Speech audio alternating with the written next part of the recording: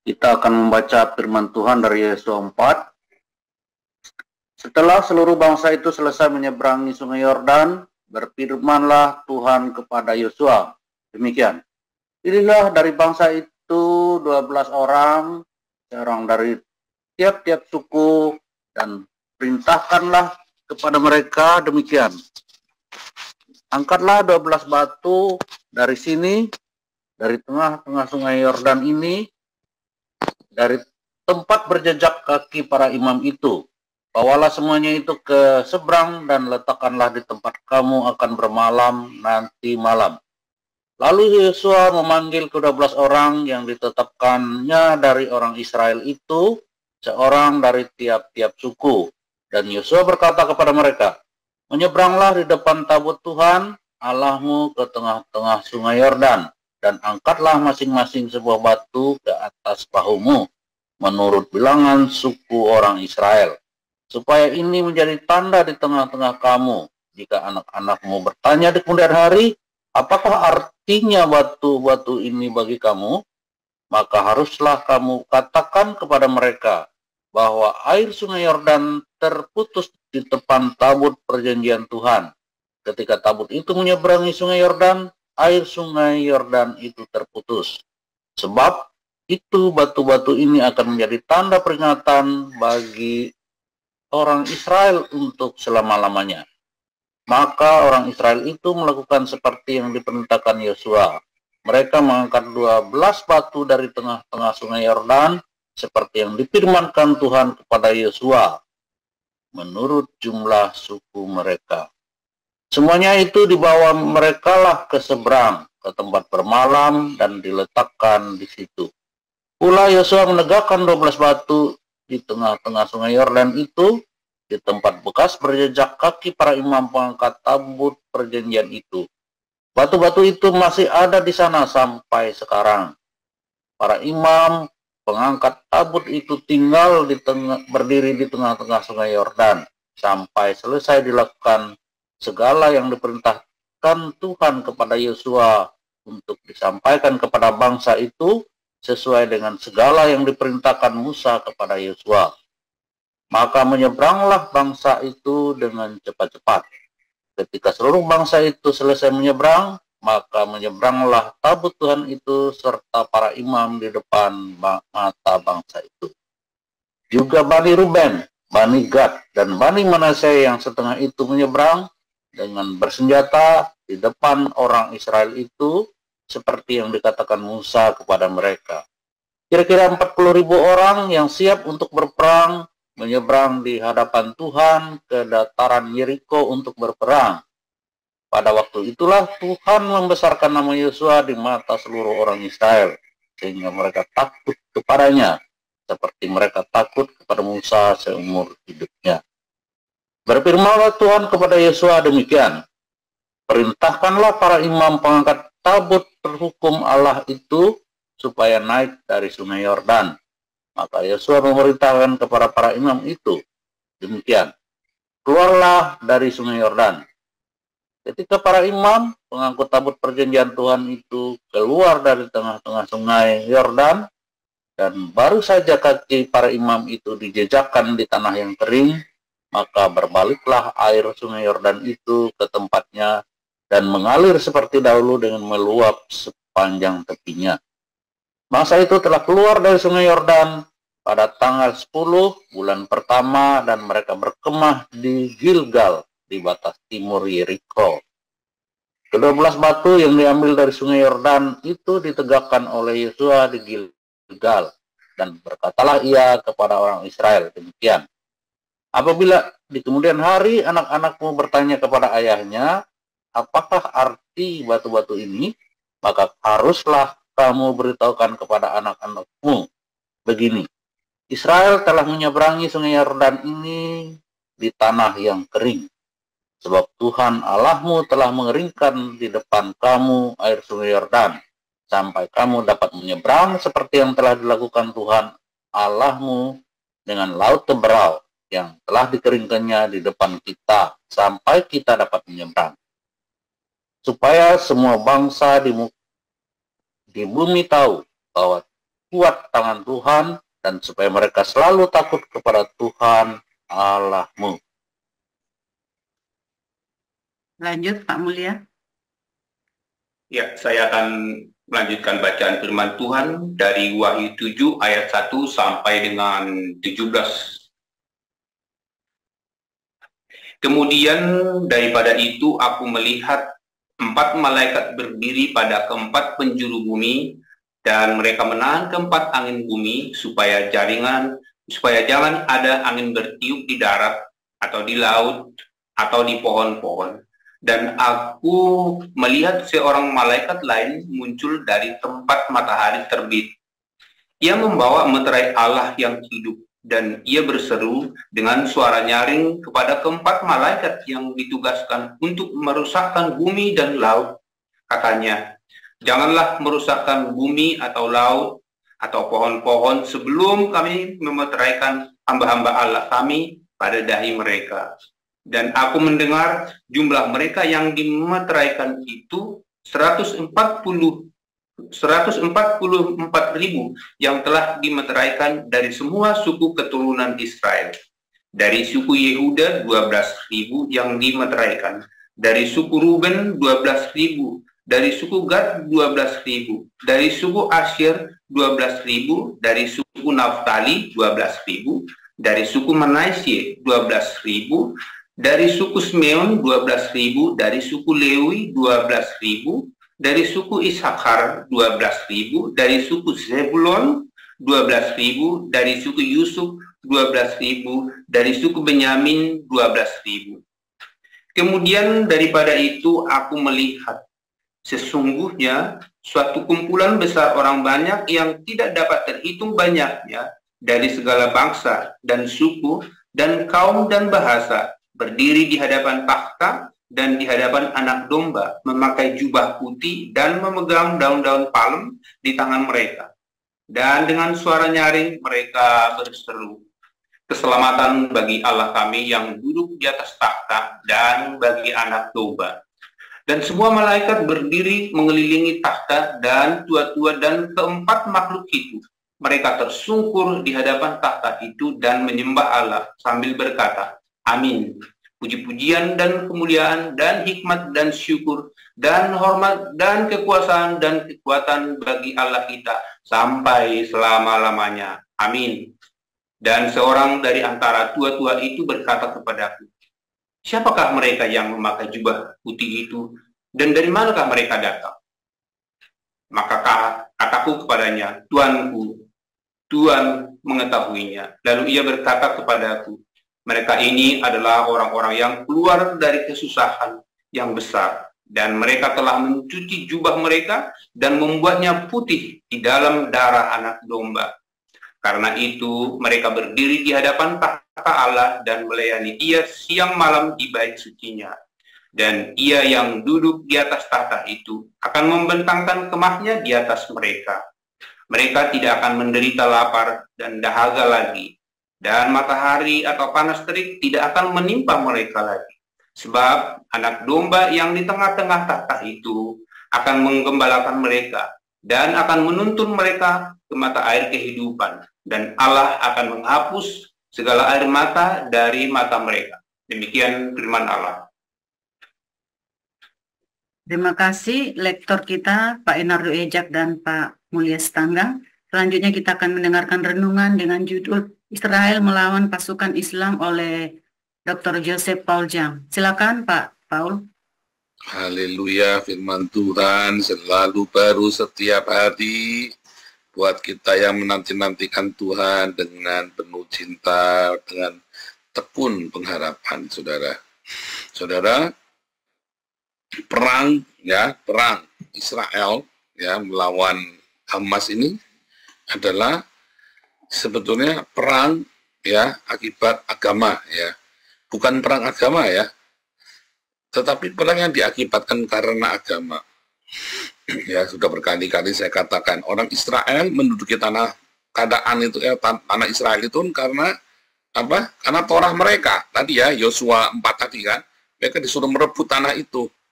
Kenapa? Karena Torah, karena firman Tuhan. Hari ini mereka kembali ke sana karena tanah Torahnya itu.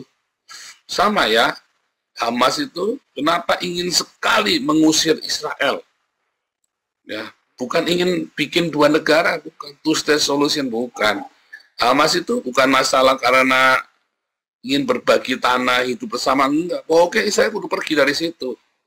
Kenapa? Karena dari Al-Quran dasarnya.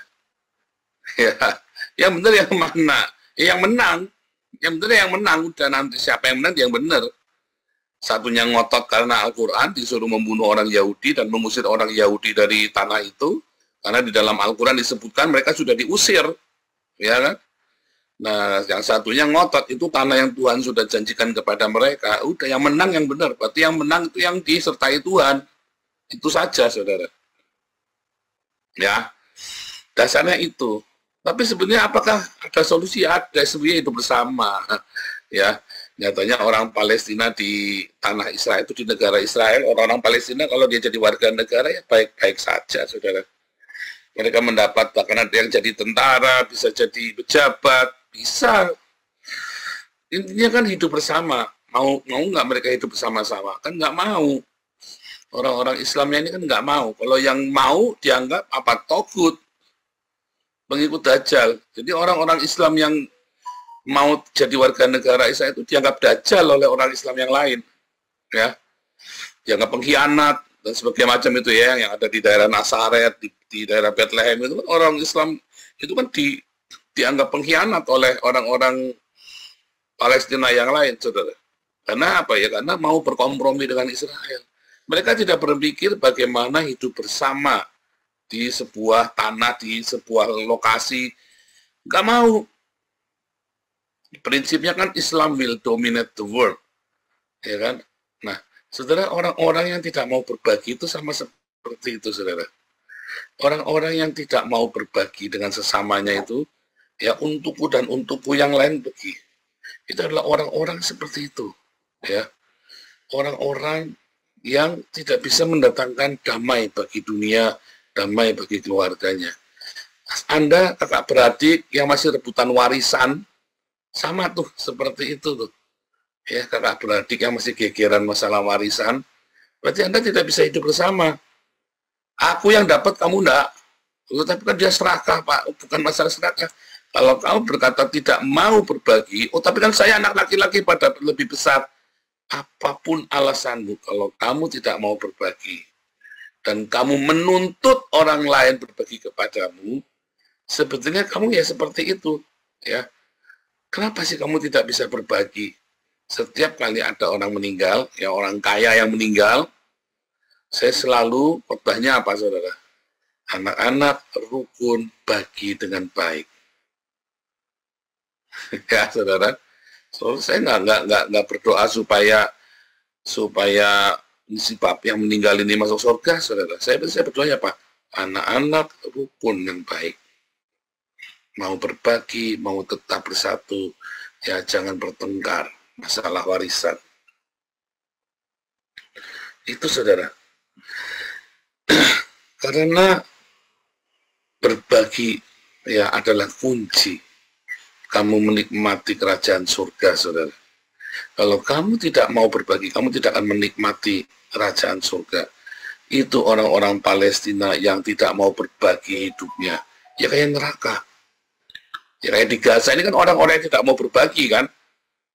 Ya kan? Coba orang-orang yang kalau mereka mau berbagi bersama-sama, duduk sama-sama, kita menikmati tanah ini yang indah ini bersama-sama. Tapi nggak mau, mereka lebih memilih mati. Lebih memilih, iya kan? Saudara, waktu keluarga kami rebutan warisan itu dulu ya, keluarga dari ibu saya itu, oh ya hidupnya kan neraka. Semua ya, ibu saya pernah mau dibacok sama adiknya ya, gara-gara warisan. Ibu saya juga salah, ya, dia memaki-maki nenek saya. Kayak neraka, karena tidak mau berbagi. Begitu nenek saya mulai ya, jadi saya datang waktu itu nenek saya kita undang nginep di rumah. Saya sujud 12 kali sama nenek saya, saudara. Oma, ampuni mami ya. Saya bilang begitu ya, ampuni mami ya. Ibu kamu memang jahat lah begini, wah dibisu-bisu ya. Saya dibisu, dimarah-marahin sama oma. Terus saudara, saya tolong udah Oma, ampuni Mami. Supaya saya jangan kena kutuk dari Mami, karena Mami saya salah sama Oma. Walaupun saya juga tahu si Oma ini terpengaruh oleh saudara-saudara yang lain, sehingga Mami saya didiskriminasi lah, dibedakan gitu ya. Tapi saya nggak urusan, yang penting jangan bersalah sama Oma. Saya bilang Mami juga, pokoknya jangan pernah memaki Oma. Ya si Oma ini jangan dimaki. Itu kan ibunya yang melahirkan. Tapi nggak adil begini. Iya, jangan. Kemudian saya sujud sampai 12 kali sama Oma saya. Ya, Mami waktu itu tinggal di kota lain ya. Oma lagi pas tinggal dengan saya minta. Tiba-tiba saudara, tiba-tiba saja dibagi semua dengan adil si Oma ini. Dibagi dengan adil semua warisan itu saudara. Dan waktu itu Oma saya belum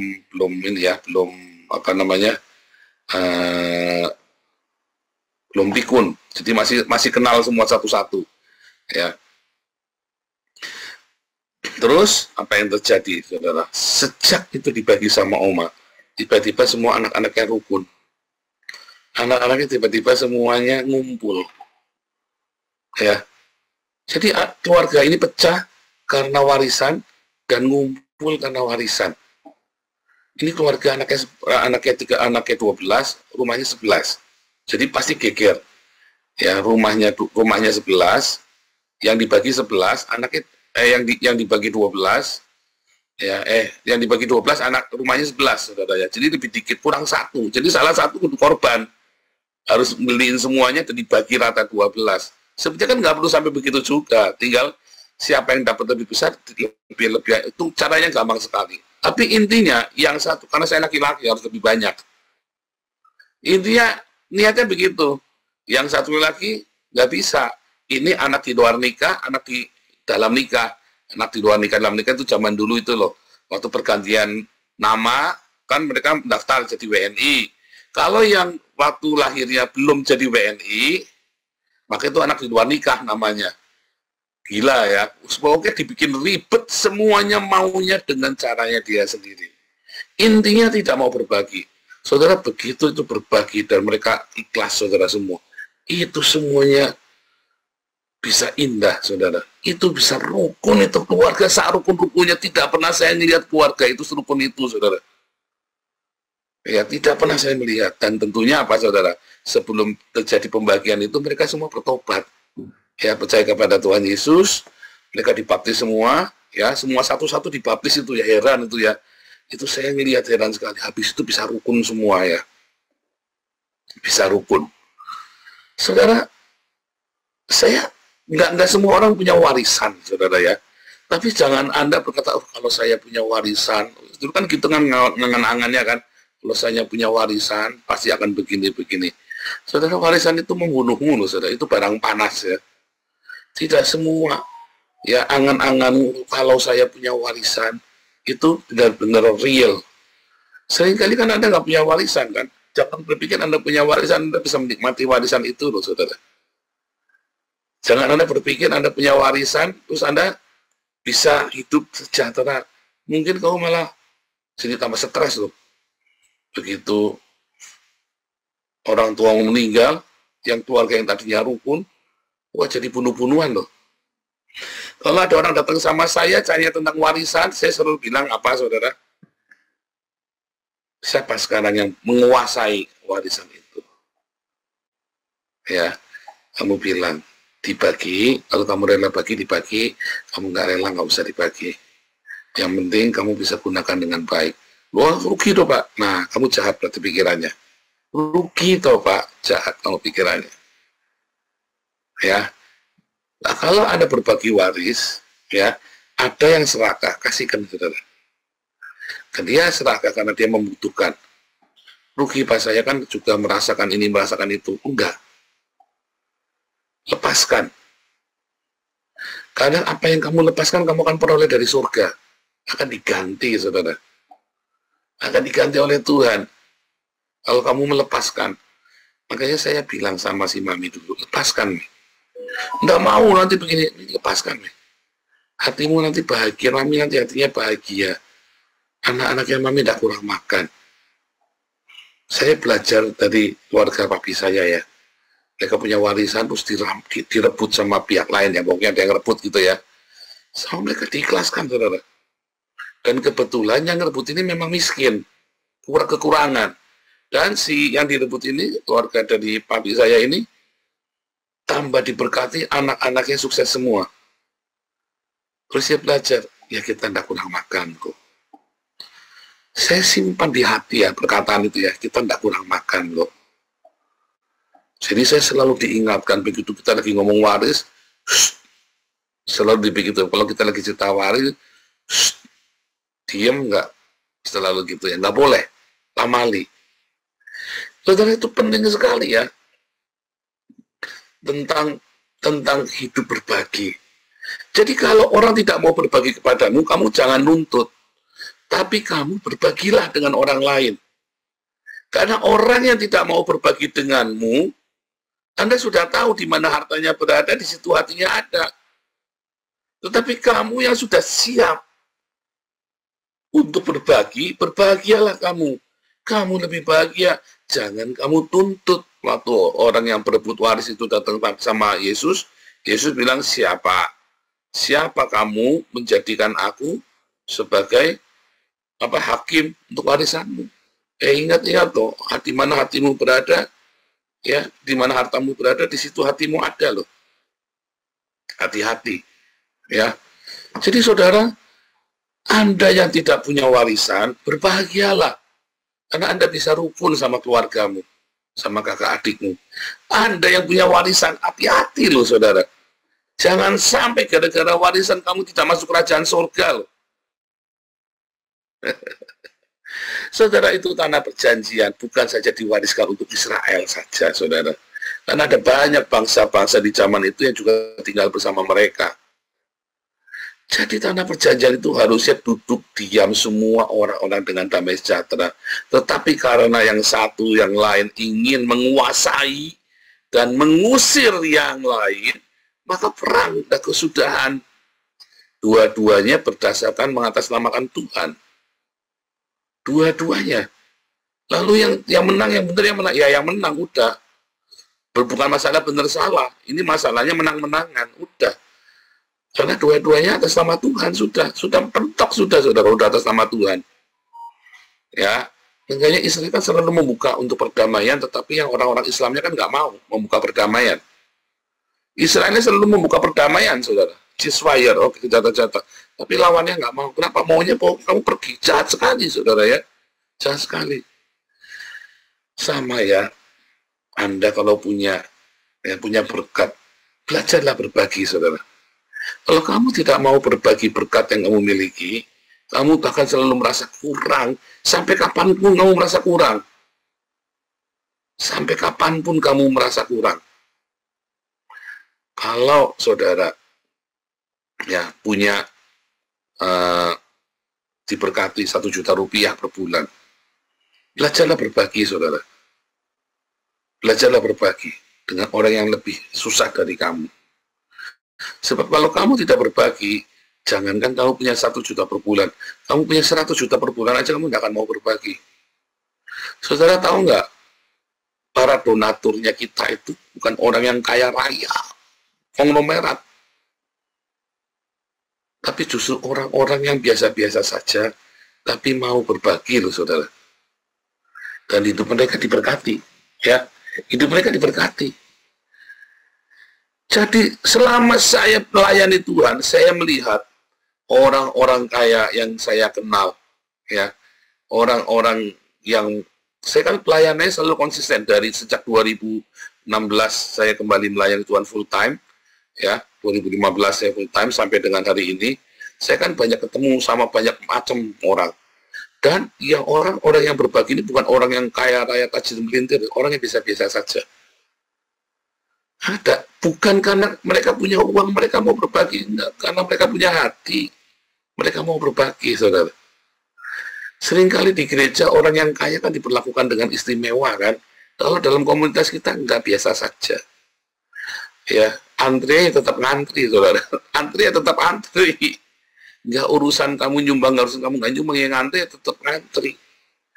Karena dari pengalaman saya, bukan masalah orang kaya yang mau, yang bisa berdonasi untuk pekerjaan Tuhan, untuk berbagi, kasih makan orang miskin dan sebagainya. Enggak, tapi orang yang mau. Ya. Jadi kalau Anda punya berkat 1 juta, terus Anda nggak belajar berbagi, kamu jangan ngarep punya berkat 100 juta, terus nanti kalau saya 100 juta, pasti saya berbagi. Bohong. Tidak mungkin, saudara. Sudah saya buktikan. Sudah saya buktikan.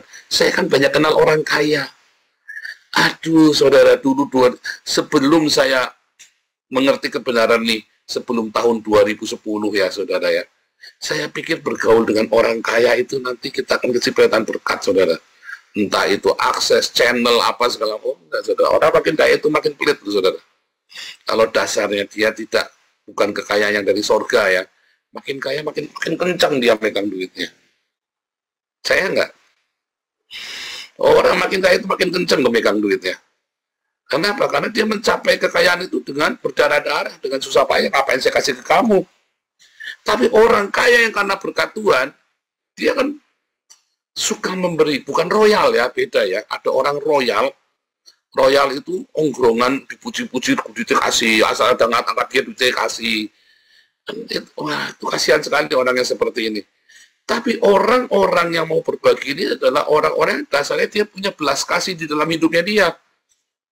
Dan dia tahu uang yang dia miliki adalah uangnya Tuhan, bukan uangnya dia. Maka dia berbagi. Jadi Anda jangan berpikir karena kamu cuma punya duit 1 juta, nanti Tuhan kalau duitnya 10 juta saya berbagi. Enggak. Berbagilah dari sekarang. Ya. Sebetulnya perang Israel melawan Islam ini adalah masalah apa? Mau berbagi apa enggak? Kamu mau hidup berbagi apa enggak? Sepele sekali. Ya. Kamu itu perang Israel dengan Islam ini adalah skala besar dari kehidupan kita. Yang orang Islamnya kan nggak mau berbagi. Islam will dominate the world, saudara. Orang zakat aja berbagi aja cuma 2,5% kok. Loh, benar nggak? Orang Islam itu berbagi 2,5%. Anda 100% kalau mau berbagi seluruh hidup kita. Ya kan? Minimum 10%. Minimum 10%. Ya kan? Serius, saudara. Makanya orang-orang Kristen itu diberkati dengan luar biasa dibandingkan dengan orang-orang Islam. Karena orang-orang Kristen diajari berbagi. Kalau kamu berbagi ke orang yang tepat, ke gereja yang benar, ya, maka kamu akan menuai. Kalau orang Islam berzakat 2,5%. Dia punya 10 juta, cuma disuruh ngasih, dia punya 1 juta ya, 1 juta dia cuma disuruh ngasih, berapa tuh? 25.000. Kamu punya 1 juta, ngasihnya 250, ngasihnya kamu harus 100.000 kalau punya 1 juta. 4 kali lipatnya, minimum loh. Padahal Tuhan bilang, jualah hartamu, bagikan kepada orang miskin. Jualah segala hartamu, bagikan ke orang miskin. Artinya hidup kita itu, ya, punya Tuhan. Iya, luar biasa ya, paradoks ini paradoks, saudara. Kamu jangan berpikir kamu nanti kalau sudah kaya berbagi. Nggak akan, saudara. Dan mungkin kamu benar-benar kaya dan kamu tidak akan berbagi. Saya sudah lihat dengan mata kepala saya sendiri. Ada orang ingin berbagi asal nama saya ditulis ya di situ ya. Iya kan? Waduh, saya sampai melongo ya melihatnya ya, sampai kaget. Nah, seperti Ananias dan Safira, dia pikir mau berbagi separuh, ditahan, asal dia dapat tenar. Belajar setia dalam perkara kecil, berbagi hidupmu, saudara. Belajar berbagi kepada orang yang lebih membutuhkan, tanpa harus pamrih. Sebab ketika kamu diberkati dengan luar biasa, kamu akan terbiasa berbagi hidupmu, saudara. Bukan 2,5%. Seluruh hartamu, seluruh hidupmu berbagi. Paul ngomong, oh sudah, saudara, kamu cek rekening saya, yang rekening pribadi, selalu kosong, selalu saya bagi, saudara. Saya nggak main-main, selalu saya bagi. Selalu saya bagi. Serius, saudara, saya selalu saya bagi.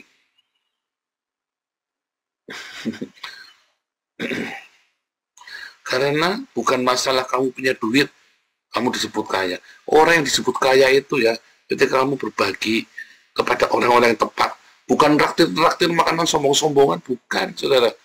Tapi ketika kamu mau berbagi kepada orang yang lebih membutuhkan, ya, nah supaya kamu jangan diakali, kita memberikan solusi, kamu masukkan ke yayasan. Karena di yayasan itu dipantau, kita tuh hati-hati kali kita, wah, kita tuh kalau meeting kita mau masalah beasiswa aja, ini prosedurnya kita ya ribet sekali. Kenapa kita nggak mau uang ini jatuh ke tangan orang yang nggak benar? Ya kan sering kali kan kita tipu kan. Coba berapa kali orang minta duit, mau utang-utang sama saya, beginilah begitu. Tapi kan kita lolos kan, selalu kita sekali hampir kita kecolongan besar, tapi kita selalu luput. Karena apa? Karena ada banyak orang di situ, sistemnya kita tanggung jawab, kita selalu saling mengingatkan, ya. Kita selalu saling mengingatkan untuk menggunakan uang yayasan ini dengan bijaksana. Karena ini uang Tuhan. Masyarakat percayakan kepada kita. Ya kan? Dimana mereka ingin berbagi. Makanya, ya, kalau ada kebocoran-kebocoran yang itu kita jengkel. Ini masyarakat ngasih dari kekurangannya mereka. Bukan dari kelimpahan, dari kekurangan. Ada yang ngasih 10.000, 50.000. Dan kadang-kadang saya tahu yang ngasih ini miskin, saudara. Saya kan beberapa saya tahu nama-nama itu kan, saya tahu orang ini miskin loh, saudara. Dia memberi di tengah kekurangannya. Makanya saya marah kalau terus dipakai tidak karu-karuan ya. Terus ya, mendingan kamu jangan di sinilah. Kalau kamu tidak mau bertanggung jawab dengan uang ini, kamu tidak transparan, kamu jangan di sinilah. Karena semua di tempat kita itu transparan.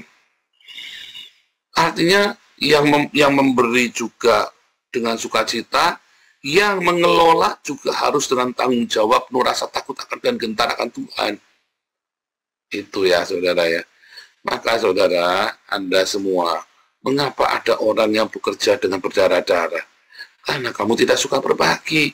Tuhan tidak melihat ada benefitnya untuk melipat gandakan hidupmu. Kapasitas hidupmu buat apa coba? Toh kamu juga nggak berguna apa-apa bagi kerajaan Allah. Tapi pada beberapa orang yang diberkati sedikit, dia berbagi. Diberkati lebih banyak, dia berbagi lebih banyak. Makin diberkati, makin dia berguna lebih banyak lagi. Kayak saya. Makin hari makin diberkati. Kita nggak pernah khawatir hari esok mau makan apa. Nanti tua pensiunnya bagaimana. Saya percaya Tuhan sediakan, saudara. Kita nggak punya tabungan pensiun ya. Tapi memang kalau minimum ya pasti ada ya, uang pensiun, tunjangan hari tua itu selalu ada orang-orang yang tinggal di Belanda. Kita nggak pernah mikir gimana, Tuhan selalu sediakan. Untuk pribadi saya nggak pernah minta-minta, saudara. Kalau namanya pelayanan kan kita woro-woro siapa yang ingin menabur. Tapi untuk pribadi kita nggak pernah minta-minta. Kenapa? Karena Tuhan sediakan. Asal ada makanan pakaian cukup. Buat saya, kalau saya ada lebih berapapun, saya senang berbagi. Makanya kita juga selalu diberkati. Makin kamu berbagi dengan tanggung jawab ya, bukan ongkrongan ya, sembarang orang dibagi-bagi. Oh, tidak boleh, saudara. Makanya orang minta-minta sama saya, kamu siapa? Pak, saya minta gini, saya nggak kenal. Nggak mau, kamu ke yayasan aja, ikutin aturannya. Pasti aman. Ya kan? Pasti aman. Masuk yayasan, ikut imbun pagi, 75% kehadiran, nanti ada yang survei, ada yang ngecek semuanya, pasti aman. Kita tidak mungkin kasih ke salah orang. Dan saya juga bernabur di situ. Ya kan? Tapi yang paling penting, berbagilah. Berbagilah dengan keluargamu, sanak familimu yang kekurangan, yang miskin. Itu penting. Ya. Jadi jangan kamu mau sok-sokan pamer, Anda memberkati pendetamu. Sementara keponakanmu sendiri aja mau makan kembang kempis, makanya Senin Kemis. Oh, jangan sampai. Jadi perang Israel dengan Islam ini, ya dengan Hamas yang mewakili Islam kan dia kan, mewakili seluruh negara Islam kan, Hamas ini kan. Ini adalah perang masalah kamu mau berbagi apa enggak. Israel mengajak, ayo hidup bersama, kita berbagi. Tapi orang-orang Islam ini bilang, nggak mau, kamu pergi. From the river to the sea. Ya, the Palestine must be free. Lalu orang Yahudi kemana? Suruh ke laut. Genosida. Jahat, saudara. Ini masalahnya mau hidup bersama apa enggak. Dunia ini lebih dari cukup, saudara ya. Lagu tema Damaris. Dunia ini lebih dari cukup kalau kita semua mau berbagi. Nggak perlu kamu pergi ke Mars. Nggak perlu kamu pergi cari planet lain, saudara. Karena dunia ini lebih dari cukup. Satu orang, contohnya lah, ya contohnya nih, itu yang sering diserukan sama Yusuf Kala. Ya 5% orang Tionghoa Indonesia menguasai 55% perekonomian Indonesia. Untung orang Tionghoa mau berbagi. Kalau enggak, pada kere semua, enggak itu. Orang Indonesia. Untung orang Tionghoa ini suka berbagi. Kenapa? Karena orang Tionghoa ini percaya, ya, kalau dia ngasih banyak, dikasih banyak. Orang Tionghoa itu orang Tionghoa itu pelit buat dirinya sendiri loh, saudara. Tapi kalau ada orang miskin, orang Tionghoa itu, kepercayaan Tionghoa itu mengajarkan untuk ngasih sedekah sama orang miskin. Supaya nanti kalau dia reinkarnasi, dia jadi orang kaya, saudara. Semiskin apapun orang itu diajari itu ya. Dari kecil kita diajari ya. Dalam ajaran itu diajari. Soalnya kan kalau dulu kan percaya reinkarnasi orang Tionghoa zaman kuno. Nanti kamu nggak jadi orang miskin. Kamu nanti jadi orang kaya. Karena kamu suka berbagi. Untung ya yang menguasai perekonomian Indonesia itu orang Tionghoa loh. Coba kalau orang Arab. Kamu jadi kacungnya, jadi congok, kata Habib Rizik kan. Oh, kamu tuh budaknya kami. Kamu itu hamba-hamba kami. Untung loh yang menguasai 50% perekonomian Indonesia itu orang Tionghoa yang 5% ini ya. Untung loh. Karena orang Tionghoa ini percaya reinkarnasi, dia suka bagi-bagi supaya dia nanti jangan jadi kodok sudah lahirnya. Ya kan, bersyukurlah saudara ada teori reinkarnasi sehingga orang Tionghoa takut jadi kodok, jadi kecebong. Ya kan, saya nggak mau jadi kodok, saya tak bagi-bagi duit yang banyak. Ya, makanya orang Tionghoa kan banyak mendirikan yayasan-yayasan sosial kan. Coba orang-orang Arab ada nggak bikin yayasan sosial, saudara? Adanya yayasan Puncak, saudara. Puncak Pas, Mumet, saudara. Belajarlah berbagi, saudara. Dari hal yang sepele, dari hal yang kecil-kecil kamu berbagi. Karena ketika kamu berbagi, ya, dunia ini lebih dari cukup untuk hidup. Tidak perlu kamu pergi ke Mars, tidak perlu kamu takut kelaparan. Karena selalu ada orang-orang yang berbagi. Ya, dan itu lebih dari cukup. Dan itu tidak perlu kamu perlu uang tabungan 1 miliar dulu, tidak perlu, saudara. Tabungan saya itu nggak nyampe 10 juta di rekening saya. Serius, saudara. Saya nggak nyampe 10 juta tabungan saya. Tetapi kita selalu berbagi. Dan Tuhan selalu cukupkan dalam kelimpahan. Nyatanya anak saya dua-dua sekolah di Belanda kan. Kamu punya anak mau kuliah aja mikir kan, bayar ruang pangkalnya gimana kan, uang gedungnya. Anak saya dua-dua sekolah di Belanda loh, padahal tabungan saya nggak nyampe 10 juta. Kamu kalah tuh sama saya. Bener nggak? Itu kan kelimpahan kan. Anak buah saya sehat, cantik, ganteng, sehat semua, ya kan? Itu kan kelimpahan. Saya kan tidak perlu uang kan. Kenapa saya bisa dibilang kelimpahan? Karena saya berbagi, saudara. Tuhan tahu yang kita perlukan lebih dari kita. Makanya, kendalikan hawa nafsumu, saudara. Jangan pengen barang mewah. Kendalikan hawa nafsumu supaya kamu bisa berbagi. Jangan kepengin barang mewah. Cari barang itu yang sesuai dengan fungsinya, yang kamu perlukan. Bukan yang kamu kepengin. Kalau kepengin nggak ada batasnya. Kalau fungsi itu ada batasnya. Kalau kepengin itu nggak ada batasnya, saudara. Kepengin itu unlimited. Hawa nafsu manusia itu unlimited. Ya, makanya kamu nggak bisa berbagi. Karena selesai ini kredit ini, habis ini kredit itu, semua dikredit semua. Supaya kamu bisa beli barang mewah. Ya, haleluya. Berbagi, berbagi, berbagi. Hidupmu bahagia, hidupmu diberkati, sakitmu sembuh. Segala pergumulan hidupmu akan diberi kemenangan. Hanya orang-orang yang berbagi, saudara. Tuhan Yesus memberkati.